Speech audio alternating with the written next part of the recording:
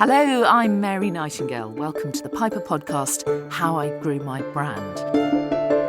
After more than 30 years funding and helping founders and entrepreneurs grow successful consumer brands, Piper have identified 3 critical stages of growth in a business, which they call 7-17-70. They're key points in a brand's growth cycle where there's a real need for change. 7-17-70 could be in turnover, number of sites, or indeed in the number of people employed. In these podcasts, I'm talking to some of the UK's most dynamic founders and entrepreneurs about the secrets of their success and how to avoid the pitfalls along that 7-17-70 journey. Today, I'm with Charlie Bigham, founder of the Charlie Bigham's Ready Meals brand. And Charlie, I can see you wince at the mention of that term, ready meals. Why? Well, who wants to buy a ready meal? Really. The thing is, the word ready meal is just linked to compromise. And it's like, okay, well, I'm going to buy something that's quick and easy and doesn't taste very nice. Whereas everything we're about, we don't make ready meals. We just make really nice food.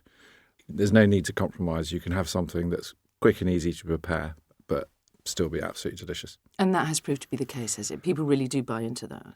Well, yeah, no, it's interesting when we talk to our, we do that bit and go and talk to our consumers and we kind of say, well, how would you describe this? And actually, I was delighted when we did this about 4 or 5 years ago, as I was a bit of a lone voice in the business and people were saying to me, Charlie, just you've got to accept it, you make ready meals. But when we actually asked consumers, said, what would you call these? They said, well, we don't really know, but please never call them ready meals because they're not that. Okay, we're talking about this 7-17-70 pattern. You are kind of on your way to the 70 million mark, correct? Yeah, no, we should, fingers crossed, we should get there this year, actually. Okay, so talk to me a little bit about the journey. How long have you been going? How did it start and so on?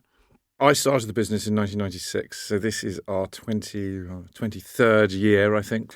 And I started in the old-fashioned traditional way, which is on my kitchen table at home.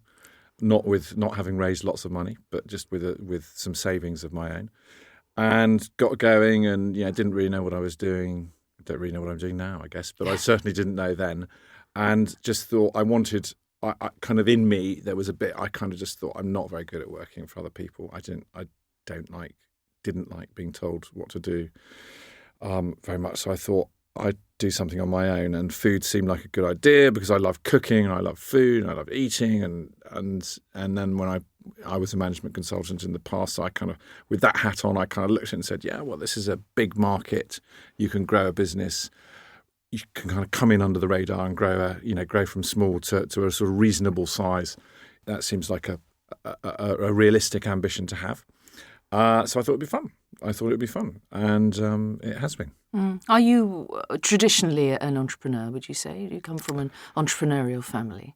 My dad had an art gallery, so he kind of worked for himself. He had a couple of partners. But actually, I guess if you look back, it's always easy with benefit of hindsight. You look back and you kind of, and I was the sort of annoying child at school, sort of selling stuff to friends, and when I was at university, organising. I don't know, hiring nightclubs and organising parties, and that sounds very glamorous. I wasn't very good at the glamorous bit, but I think I've always enjoyed it. I've always enjoyed doing stuff and making stuff happen, and not very good at following the rules seemingly arbitrarily set by someone else who I was meant to do the right thing for. But you were a management consultant, weren't you? Briefly. Were you a miserable management consultant? No, not at all. My first job out of university was working for a very good company who are called Accenture now. They were Anderson Consulting when I joined them. And it's sort of big global consultancy business, and they were extremely well-run business. And actually lots of things I learned there I think still have relevance today. And the advice I give to people when they're starting off is actually, it doesn't really matter what you do, but it's a really good idea to just go and work somewhere that's brilliant. Whatever sector it is you're in, just try and find some excellence early on in your career, even if it's in a field that you end up leaving and doing something completely different. Actually, kind of being able to refer back to just seeing how someone does something really well is quite handy. You were talking about having decided to move away from management consultancy because you'd always loved food. This was the idea that, and I've been reading up about you and so on, your wife said that you were the only student at university who always had a table that could seat 10 and cooked. So you have this love of food from very, very early on. Well, I can't, I think everybody loves food. That's my view. Everybody loves food. I'm not sure I agree with you. Some people think of food as just necessary, but you have this love. We all sit down and eat at least 3 times a day, quite a lot of us more, and it's a time of sort of great joy. You can sit down. All the best things I think in life are marked by food. When kids are born and when people get married and even when people die. There's food is part of that occasion, and so it's sort of there to mark the important occasions in life. Food, but also we have this opportunity to sit down 2 or 3 times a day and kind of either treat food as a sort of purely functional thing. And obviously there are people in this country and in the wider world who food is a very functional thing. But I think lots of us are lucky enough that food can be something more than function. And it can be something, to just savour and enjoy. And I kind of think all the best conversations happen over food and maybe a glass or 2 of something. You decided to move away from, the 9-to-5 job and you had a sort of aha moment, didn't you, when you went to India? Tell me about that. So I sort of left that business and went off travelling with my then girlfriend, Claire, now wife. And sort of part of the mission was when we both said, we're having a great time in London, we've got interesting jobs, but there's more to life than this. So we just need to... And you were how old? 27, 28, something like that. So we need to kind of take a break, go and make some big decisions. Very, very good decision we made along the way was to get married. But, also make decisions about what we're going to do with our lives. And so we went off on a bit of a mission to say, well, let's try and come back with some ideas of what next. In a camper van? And we went off in a camper van because that was fun. So we, bought an old camper van for VW for a couple of £1,000 and drove out to India and back. So that took us about 10 months. And along the way, I was like, oh, well, I'm going to have to think what I'm going to do when I come back. And, doing that sort of journey slowly kind of through Europe and through the Middle East. And, you saw everybody eating food in a sort of quick way, but in a different way to quick food in the UK. So quick food in the UK at the time and was all about microwaves and the awful ready meal and sort of preservatives and nasty stuff that I had no interest in at all. And I kind of saw people eating food on the side of the road, which was just a bunch of fresh ingredients tossed in a hot pan, and thought, well, maybe, look, people are eating quickly prepared food, fast food, convenience food all over the world, but just in a different way to the way we do it at home. So perhaps there's something here. Perhaps I can do something which is about fresh, pre-prepared ingredients which you can just quickly cook and off you go, and then have something far better than the horrible compromise of plastic things you pierce the film on and wait for a ding from the microwave.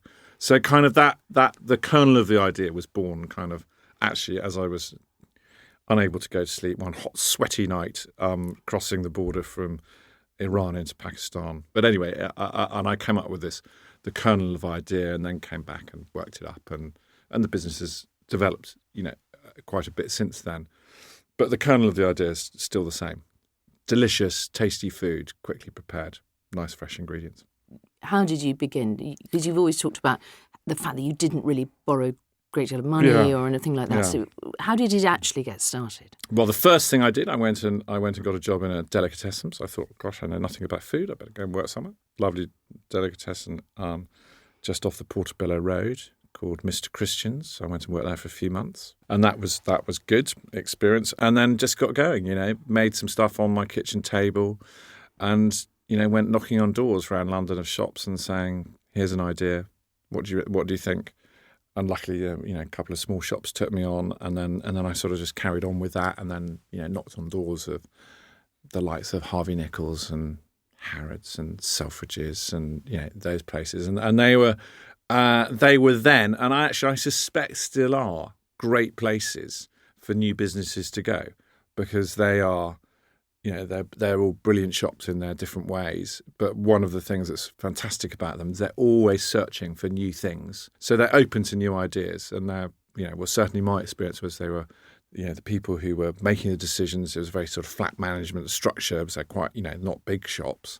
And so you could have good conversations with decision makers and, someone would say, that's interesting, let's try it next week. And you're off and away. If you've got a half good idea and you get stocked in those shops, it's a brilliant shop window. Because actually, all of the buyers from bigger shops, whether it's UK supermarkets or in fact all over the world, come and look in those shops because they know that's where kind of quite a lot of the innovation of the future is going to land. Was that a lucky choice that you made, or was that actually quite premeditated? I mean, did you realise how clever that was at the time? I don't think it was very clever. It's just kind of, I was living in London and that's what it is. That's what it was. It's quite a ballsy thing to do, though, isn't it? To march into Harvey Nichols with your, I don't know, a couple of tubs of whatever. Yeah. I mean, it's quite gutsy, isn't it? Aiming high. Well, I didn't think so, actually. I mean, it just seemed, if you're going to make something, you've got to sell it. And I'm not a salesperson, but you have to believe in what you're doing. I believed in what I was doing. I believed I was, onto something. I was going to give it my best shot. So how did you actually start? What was your first dish? Can you even remember? I can remember.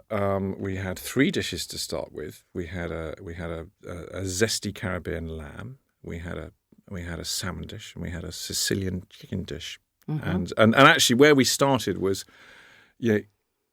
interesting. We kind of started as a meal kit, so it was kind of a complete supper in a bag. Bunch of ingredients, which you then took as some quite complicated instructions, and it took you about 20 minutes to cook. And it's interesting to me now. I mean, that was 20 plus years ago, and it's interesting, kind of that idea that I started with 20 years ago is actually now it's here again. And the likes of HelloFresh and Gusto, and not just in the UK, but actually a lot in the States and in Europe. The idea of the meal kit. Now delivered to your door rather than picked up in a shop, people are having another go at it.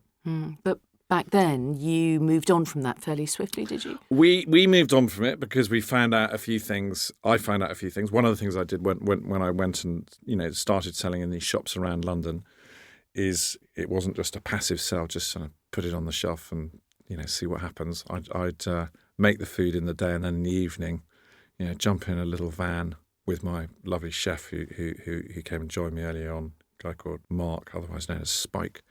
And him and I would take, get out our cooker and our pans and set up our stall in whichever shop it was in London and cook our food and talk to people.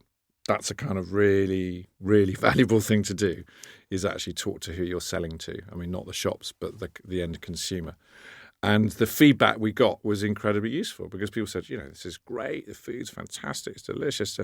But it's a real nuisance that you've got this lovely salmon dish, and I really love the salmon, what you've done with the salmon, I really love the sauce that's come with it. But, I don't want you to provide me with the rice or the broccoli or, actually, I don't really like broccoli. I'd like to have this with green beans, and I've got those at home in my fridge. So we sort of, just from talking to people, we worked out pretty early on that we had to focus, I guess, in the sort of business parlance on the added value bit, the bit that people really wanted, which was kind of what we were doing, sort of marinating, preparing the meat or fish and making the sauce. Because those are the sort of more complicated bits to do. And time-consuming. And so we sort of distilled it down and simplified the product. Over what sort of period of time?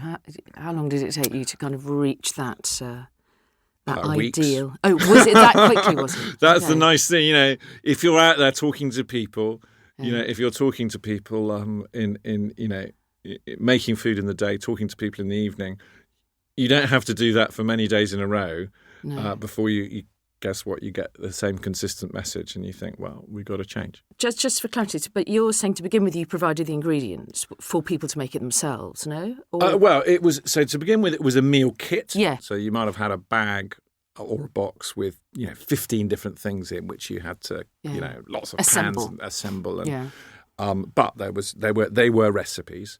And then we moved on to a place we stayed for the next few years, which was preparing fresh raw ingredients but in 2 parts, so sort of marinated meat and fish plus a sauce. Then we said you sort out your own rice or potatoes and your vegetable to go with it. So that's what we did, and we kind of carried on with that idea of sort of freshly prepared food but not pre-cooked at all for a good few years. And then it was only about 10 years ago that we started actually cooking food ourselves for people to take back and put in their oven, not their microwave. So sort of there was a big change in the business about 10 years ago as we broadened into cooked food as well as raw prepared food. Okay, and how quickly did the business take off? How quickly did you realise this was a success rather than just a great idea that you were enjoying? We've grown every year bar one in the last 22 years. And so there were signs that it might work from early on. Those signs were probably louder to me than to most other people. But, I was confident that if we kept going, we could grow the business and make something of it. How did you envisage success? Did you think about it? I think success is a funny word. I mean, I don't. What does success mean?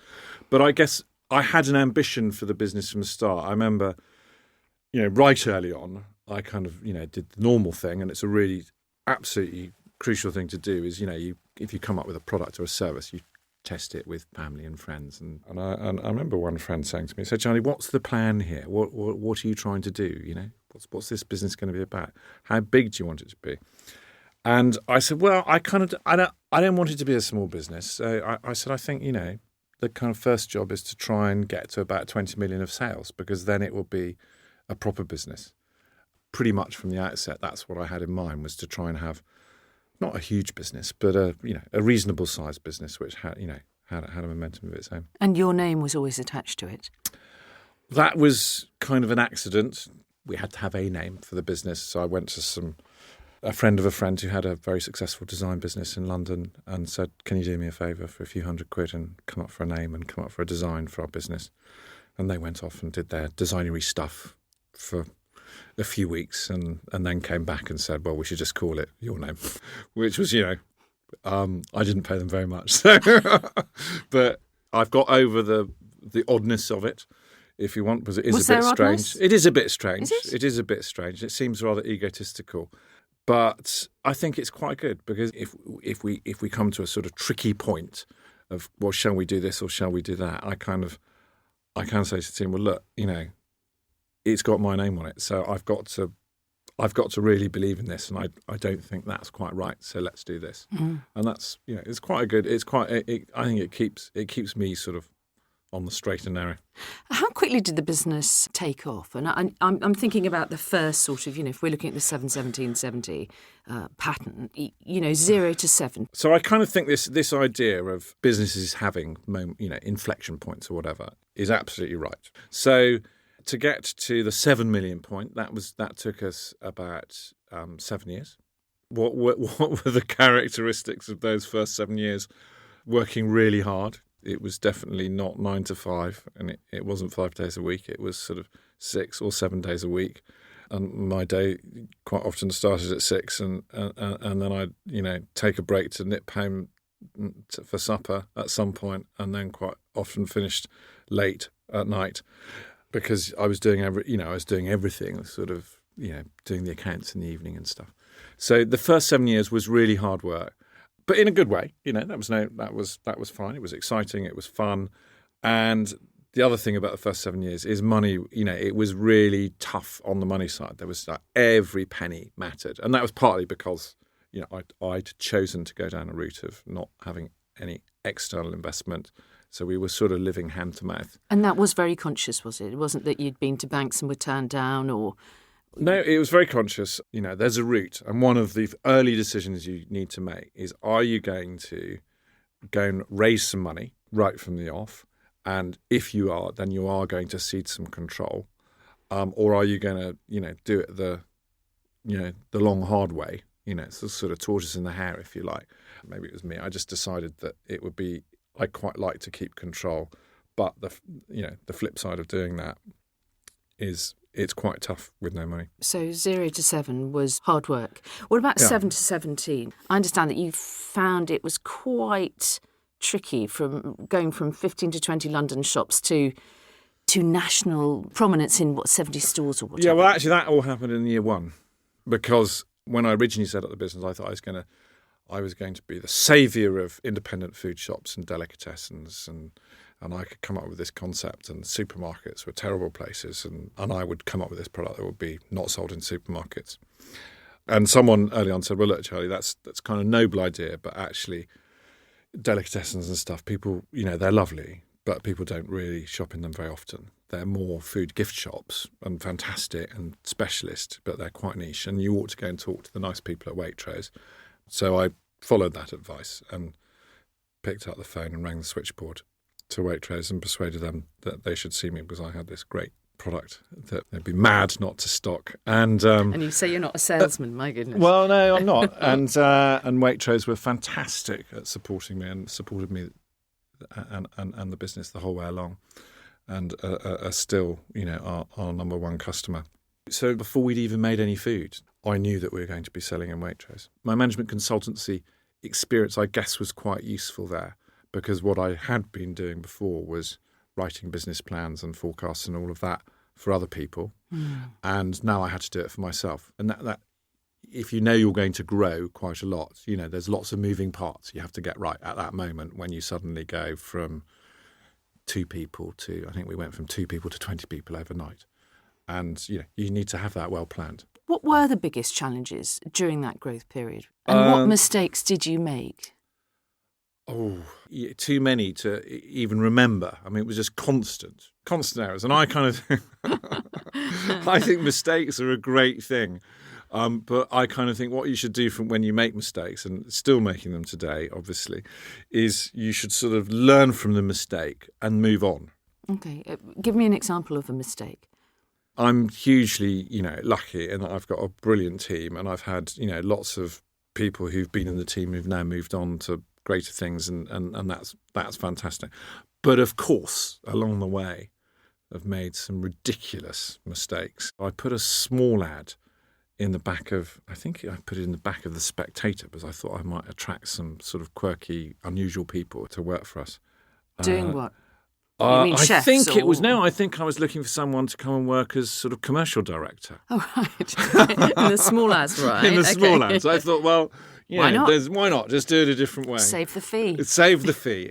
Anyway, we got masses of responses, and I found myself early one morning interviewing this guy who had the most extraordinary CV. He'd studied Oriental languages at Oxford and stuff. Anyway, he was a bit cagey on the phone. And when I met him, it turned out he'd just flown in. I think it was during one of the Iraq wars. And he was out in a sort of black ops operation in Iraq. And he flew in from Iraq to see me. And I was just, as I sat there, I thought, no, this is not a good idea. But this is the right route to recruit a commercial director. This person is not the right person to go and talk to the lovely people at Waitrose. Yeah. What about in terms of turnover, the journey between 7 million and 17 million? Well, then I kind of had a look at our numbers this morning. Actually, no, you were going to ask me about this, and that was a sort of another 7-ish years. Mm-hmm. And I kind of think along the way, the inflection points to me around people. Our business is in some ways I kind of resist it. But in some ways, it's split into 2 groups of people. There's the group of people who we call the support team, who kind of support what happens in the kitchen. And then there's the people in the kitchen who actually, do all the hard work making the food. Up to 20, you can kind of put your arms around everyone. You can be completely flat as a management structure. You don't have to have levels and, all of that nonsense that comes later. And then you have about 50 people. Then this kind of this sort of scary thing of middle management comes in, which is just, there's an inevitability. And then perhaps you go to 100 plus people, and it gets more complicated again.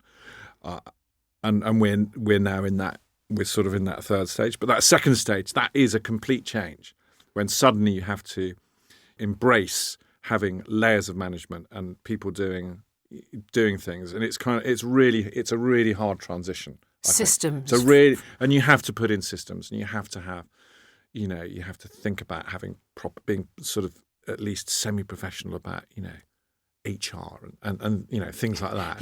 You say the word HR like you say the words ready meals. It's an alien thing. I don't like clearly. HR. I don't like HR as a concept. We have, Laurie is our head of people. We have a people department. HR is just all sort of admin, and I don't really like that. But I think kind of looking after people and giving people kind of career paths and opportunities and keeping their careers developing within your business is really important. If you want to have the best people, that's something you've got to deliver. And that really comes to the fore once you get into that second stage. And then you have to start planning on a longer term horizon. You have to say, well, actually, we need a 3 or a 4 or a 5 year plan. So that's I kind of think what happens. That's the transition. The stage 2 bit is getting all that to work, and it takes a while, and you make a whole load of new mistakes. You're listening to the Piper Podcast, How I Grew My Brand, and I'm talking to the food entrepreneur Charlie Bigham. At what point did you think, okay, I need a CEO here? Well, our business is quite a relentless business in that we operate 7 days a week. And, we start at, 5, 6 in the morning and we don't finish till 10 or 11 at night. So the good thing is that means it's quite hard for one person to do. So early on, you have to embrace the idea that you must delegate and empower other people. Are you a natural delegator? I think I'm a natural delegator. Are you? It's key to delegate. I'm got my third CEO at the moment, Patrick, who started about 18 months ago. And so first was about 10, 12 years ago. Okay. So, reasonably, some might say reasonably early on. It's quite difficult, though, isn't it, to find the right CEO? How difficult is that? Of course it's hard. And actually, I think, you've got to recognise it's hard from both sides. Yeah. It might be hard for me saying, oh, well, you come in and I'm going to sort of give you my baby to kind of look after. But it's also quite hard for them because I'm saying, come in, but I'm not. I'm around, by the way. The hovering daddy, the anxious parent. I'm around, and so that there's that tension there of kind of how you split things up and how you work together. But that's also fun when it's right, when it goes right. When it's right, and I've had much more right than not right. When it's right, it really goes well, and it's fantastic if you can both bring different things to the party. You said that you've had growth every year, but one. But one, yeah. And I think we're talking about 2007. Yes, that's right. When a lot of things happened and your sales dropped by 40%. Pretty much overnight. It was very annoying, actually. The world decided to implode. And we were a business growing very fast. We've grown on average about 20% a year. So you're always making plans for not where you are today, but where you're going to be 6 months down the line or whatever in terms of recruitment and spending money. Which means if things turn around, you're kind of caught in a bad place because you've committed to all this. But I did have a plan already. I mean, it was much worse than I thought it was going to be. But when the financial crisis hit, unhelpfully, what happened is there was lots of stuff in the media about how, oh gosh, the end of the world is nigh, and what everyone's got to do now is change their behaviour. You've got to stop buying, stuff like this, which is a bit more expensive, and you've got to, if you shop at Waitrose, you should stop shopping at Waitrose and go and shop in Asda or whatever it might be, and kind of everybody reacted to it and changed their behaviour. Actually, it turned out on a very temporary basis. Our stuff was kind of just taken off the shelves, because everybody sort of panicked a bit. And so that's why we declined by 40%. It wasn't because the demand fell by 40%.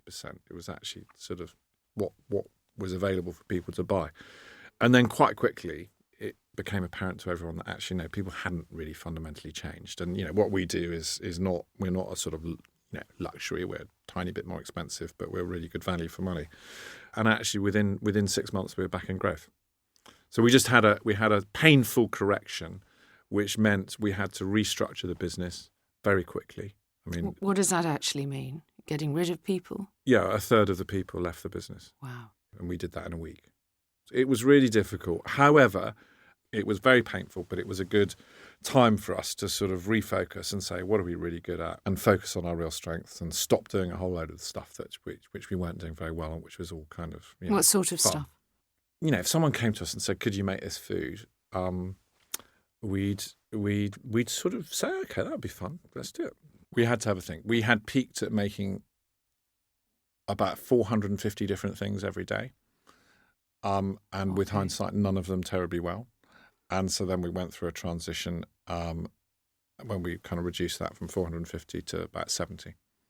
In the midst of this downturn in 2007. I mean, as it turned out, as you say, it wasn't a permanent thing. Yeah. But did you panic? Did you have fear, or did you have this crazy entrepreneurial optimism, which I observe quite a lot in these chats? That nothing really perturbs too much. There were a worrying few weeks. Everybody who had businesses at that time, I mean, quite big businesses, but especially in our sort of still quite fragile small business state, it was a big moment for everyone because things did change and literally overnight. And actually, usefully, I had someone who was sort of my mentor at the time, and he walked up the stairs and he said, "God, you don't look in a good state." I sat down and I said, "Well, look, this is what's happened." It was quite tough. He said, "Well, do you know, Charlie, that doesn't really matter. What matters is if you look worried, everyone's going to be worried. So you've got to start looking worried." Which I thought was good advice. Talk to me about the journey between 17 million to 70, that sort of period of development. So at about that point, we were 17 million turnover. That's when my second CEO, Tom, joined me, and his remit was to come in and shake up the business and change it and make us grow up. And lots of things happened in that time. For example? Well, I think we got much more professional in the way we managed our team. We focused our range, so that was when we went from 450 down to 70. We really, really focused on the product, on the quality of the food we were making. We widened out our customer base because we'd grown up with Waitrose, but it was time to broaden our horizons and go out to other supermarkets as well. So we did that. We looked at fundamentally changing the way we made our food to make it fresher and quicker, and all of that. So there's a load of stuff that happened. It's been a busy few years, and it continues. And I kind of think now, we're now into the next phase. So Patrick, my current CEO, joined me 18 months ago. And he's going to very much take us on the next stage. What stage is your business at now? Well, being in the business of making things, our inflection points to an extent are linked to how we make stuff and actually where we make it. So the big moment for us, the next big moment was a year ago. We opened a big new kitchen down in Somerset. We bought a piece of land and built from scratch an amazing building, which we're very proud. We think we're the probably only business in the UK making food to do that in an architectural award-winning building. It's in a quarry. It's in an old quarry. It's an extraordinary site, and we've designed the building around how we make our food. So we kind of designed it from the inside out. There's a characteristic when you move into a new premises, that sets the tone of how the business is going to be for the next 10 or more years. And in fact, we've bought enough land there. We can carry on growing at 20% a year for the next 20 years, and we've got enough room now.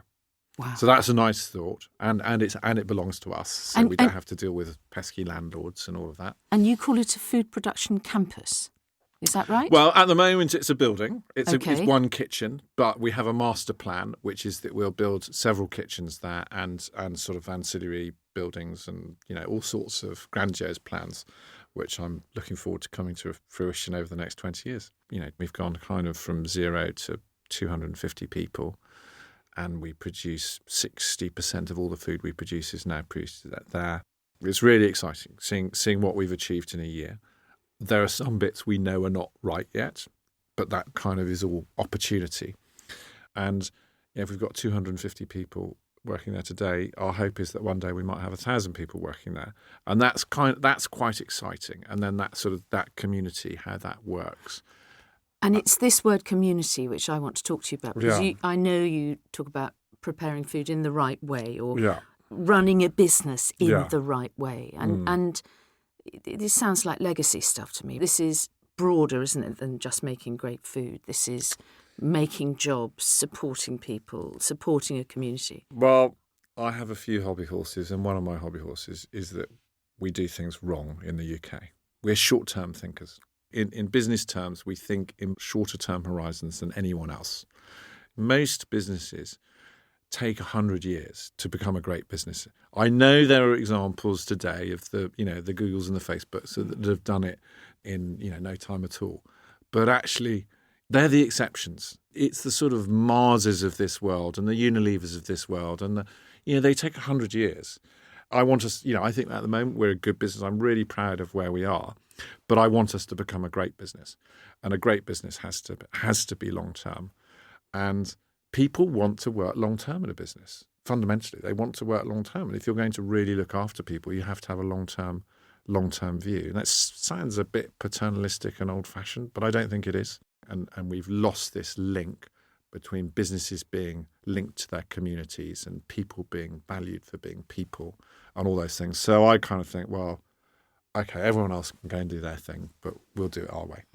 Is the business still 100% yours? Yes. There was a bit of the business which is owned by the employees, and I think that's exciting as well. So, that's one of our long-term objectives is for 50% of people who work in the business to have a stake in the business of some sort tied to its future success. And we're about 20% of people at the moment. We'll get up to 50. That's great. Hopefully we'll go beyond 50. Our role is to create better jobs. Now, I would love it if I could say that by the way, we're doing that fantastically well today. Of course we're not. We've had to go from 0 to over 200 people in quite a short period of time. And we've got loads more to do. We have absolutely very, very strong and clear aspirations of the sort of employer we want to be. We want to be the employer of choice in the local area. Are we there yet? No, we're not. That's part of the challenge over these next 12 months, and actually kind of the challenge forever. The food business has changed, hasn't it, so much over the last 20 years. We're more health conscious, we're more engaged with what we're eating, the sourcing of it, whether it's ethically sound and so on. How have you worked with that? Has that worked in your favour, do you think? Or is it an extra challenge? Well, I think whatever anyone tells you, most people will acknowledge this. If you set up a business, what you need more than anything else is a bit of luck. And, a big bit of luck that I had is I completely coincidentally decided to start a food business at just the right moment. It was the time when all the weekend newspapers suddenly added a food section. There were suddenly programmes on television about food. And so there was this sort of just mushrooming of interest in food. And we were just there. I'm sure you remember the kind of Horsegate scandal a few years ago. Anyone who was doing any sort of prepared food just had it was like, oh God, the sky's going to fall on our head again, and everyone's going to stop buying it. And there was a short term, we saw the sales were impacted by a week or two. But I said at the time, for us this is a brilliant thing, because people are going to ask themselves the question, what price cheap food? There were lasagnas that people were buying for 99p. I mean, we make a lot of lasagnas. I wouldn't know how to make a lasagna for 99p. I just don't understand. And so it was kind of, in a way, it was no surprise that to get there, people were cutting every sort of corner, even to the point of doing things that were completely illegal and reprehensible. So, for us, that was actually a good moment. And I'm really encouraged by the fact that people are interested in where it comes from. We know our suppliers well. We work with them. We're obsessed about the quality of the ingredients. We can't make a good recipe if we haven't got good ingredients. So it's just in our DNA that we do it right. What's the best piece of advice you've ever been given? So I think a really interesting bit of advice I heard, and it kind of has a truth to it, which is the secret is if you start your own business, you must never give up. But at the same time, you must know when the right moment is to give up. I think if you start your own business, you have to be relentless. Every time a door gets slammed in your face, you just have to pick yourself up and keep going and keep going and keep going and keep going. But then at the same time, you have to sort of just keep this tiny bit of your brain saying, actually, this isn't working. You took it so far, but it's never going to take off. I mean, I was just lucky that hasn't happened to us. The piece of advice I give to people do now ring me up, and I'm really delighted to chat to people who are kind of thinking about starting food businesses. And there's a moment, if you're starting thinking about it, you prevaricate. And so the piece of advice I give to people is, the right time is now. Just do it. If it doesn't work out, it doesn't work out. But actually, if you really want it, if you're really going to do it, it will work out. Personally, what's the plan? Because I see you building this legacy. You're talking about having a long-standing business. Yeah. You want to, outlast you. We're talking 100 years, aren't we? Well, luckily, I reckon I've got a good, What do you reckon? I've got a good 20 years. You think 20? You still want to do it? You still got the hunger for 20 years? Absolutely. Have you? The exciting thing is, having built this new kitchen down in Somerset, it almost feels like it's a new business. I'm really excited about the next 20 years. There's so much we can do. We know that our food has extraordinary broad appeal, and yet, actually, our food is still eaten by a relatively small number of people in the UK. So what I definitely want is there to be a long-term plan for the business and for the business's values to remain around where they are today, which is, yes, making great food and making it really well and, efficiently, and so it's super fresh, but actually also having a business which puts the people first and the sort of long-term, having that long-term view. Charlie Bigham, thank you. Pleasure. You've been listening to the Piper Podcast, How I Grew My Brand. Join me again next time.